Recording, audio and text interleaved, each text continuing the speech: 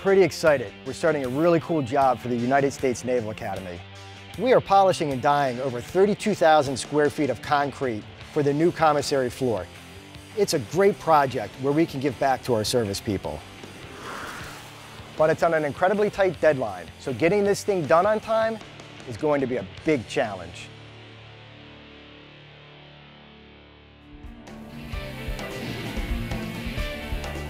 The first thing we have to do is run a concrete saw through the existing joints to clean them up.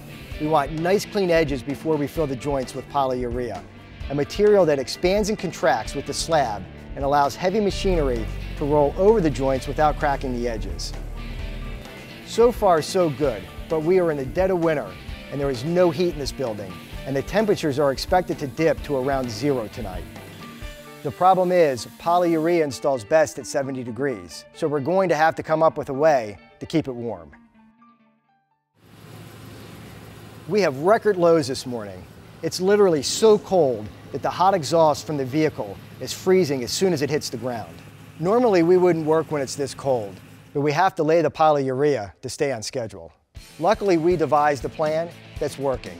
First, we heat the buckets of polyurea up to 70 degrees in our van. Then we mix the materials and pour the components into our pump. To keep it warm while we apply it, we built a custom heating blanket that wraps around the tanks of the pump.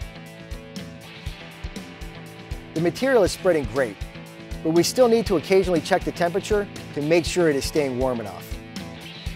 Everything is working well, but it will take the rest of the day to get these joints filled.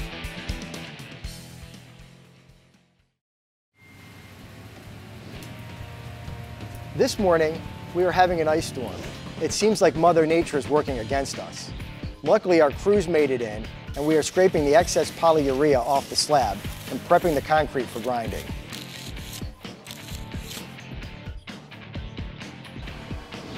It's day 5, and somehow, we're still on schedule.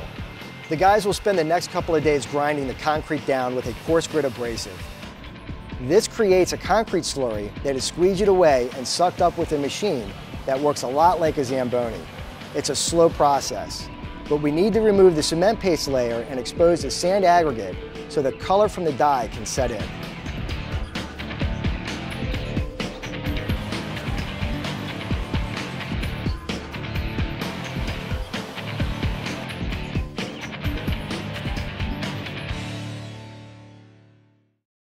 Grinding and honing took 7 long days, but we're finally done and we're ready to put the dye down.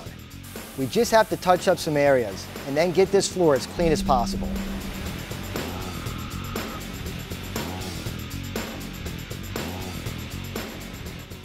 We are at day 13 and we are supposed to be applying the dye. We've only got 3 days left to get this job done, and of course, the cold temperatures are still affecting us. The floor is too cold to apply the dye, so we are closing off all exits with plastic wrap. Hopefully, the HVAC is going to get hooked up this afternoon and run overnight. We are hoping that the plastic holds in the heat to warm up the floor enough so that we can put the dye down in the morning. We really need this to work because we're running out of time. The guys are testing the floor. It's just warm enough. Time to apply the dye. The floor will be light brown. To apply the dye, we use sprayers and then work it into the concrete. To get a nice rich color, we will put down 2 coats. It will take the rest of the day, but we should be able to get it done.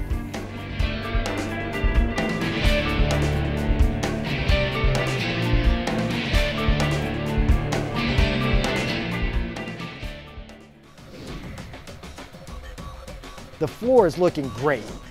Today we are doing one last pass with 1800 grit abrasives on our machines. This will give the floor a nice reflective quality that has good clarity. If all goes well, we'll apply the last chemical application tomorrow. It's day 16 and we are applying the chemical protection guard.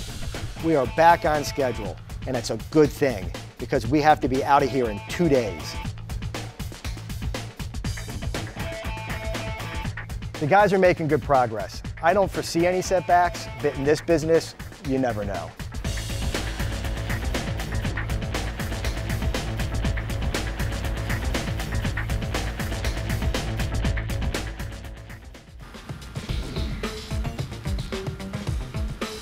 It's the last day, and it looks like we're gonna make it.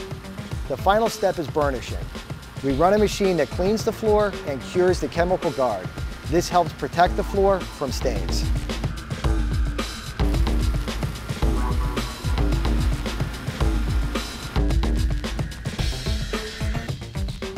The floor looks fantastic.